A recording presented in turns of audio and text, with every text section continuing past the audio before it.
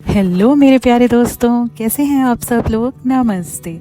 आज मैं उन सभी लोगों के साथ बात करना चाहती हूँ जिन्हें ये लगता है कि माँ बाप इतने फ़ोन क्यों करते हैं। माँ बाप हर बात में हमें बार बार, जब भी हम घर से बाहर निकलते हैं, हमें फ़ोन करके पूछते रहते हैं कैसे हो, खाया नहीं खाया, पहुँचे नहीं पहुँचे।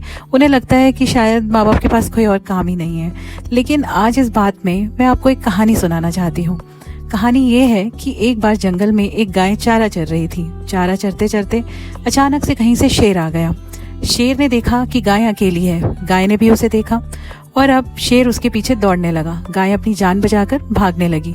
भागते भागते उसे एक तालाब नजर आया। उसने सोचा कि मरना तो है ही, तो क्यों ना मैं एक बार तालाब में कूद जाऊं, शायद मेरी जान बच जाए। ऐसा सोचकर वो तालाब में कूद गई। उसके कूदते ही शेर भी उसके पीछे कूद गया। दोनों को नहीं मालूम था कि वो तालाब नहीं है, वो एक कीचड़ का दलदल है। और दलदल में दोनों एक ही जगह पर स्टक हो गए, यानी वो एक जगह पर और वो दूसरी जगह पर। ना वो हिल पा रहे थे और ना ही एक दूसरे के पास जा पा रहे थे। लेकिन थोड़ी देर बाद गाय मुस्कुराने लगी। गाय ने शेर से पूछा, क्या तुम्हारा कोई मालिक है? शेर ने कहा, मेरा मालिक क्यों होगा, मैं इतना शक्तिशाली हूँ, जंगल का राजा हूँ, मुझे किसी मालिक की जरूरत नहीं। नौकर तुम हो, मैं नहीं। तो इस बात पर गाय और मुस्कुराने लगी। अब शेर को गुस्सा आने लगा कि तुम मुझे इस तरह क्यों कर रही हो।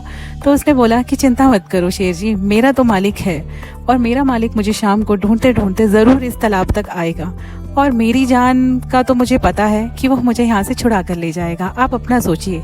ऐसा सोचकर शेर को लगा कि गाय सिर्फ ऐसे ही बात कर रही है। लेकिन जैसे ही शाम ढली, गाय का मालिक जोर से चिल्लाता हुआ आया, गौरी तुम कहाँ हो?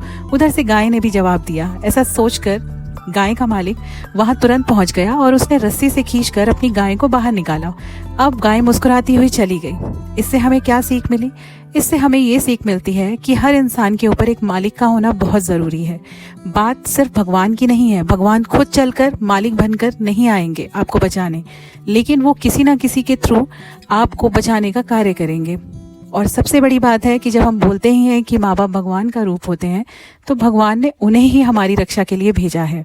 इस तरह वो हमारे मालिक हैं। अगर वो ना होते तो आज गाय की जान नहीं बचती।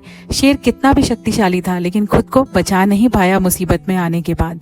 लेकिन गाय को पूरा यकीन था कि चाहे मैं कहीं भी खो जाऊं, मैं कहीं भी रहूं, मैंने खाना खाया नहीं खाया, मैं कहीं फंस गई हूं, मैं किसी दुख में हूं, मैं कहीं गुम हो गई हूँ, मेरा मालिक मुझे ढूंढ ही लेगा।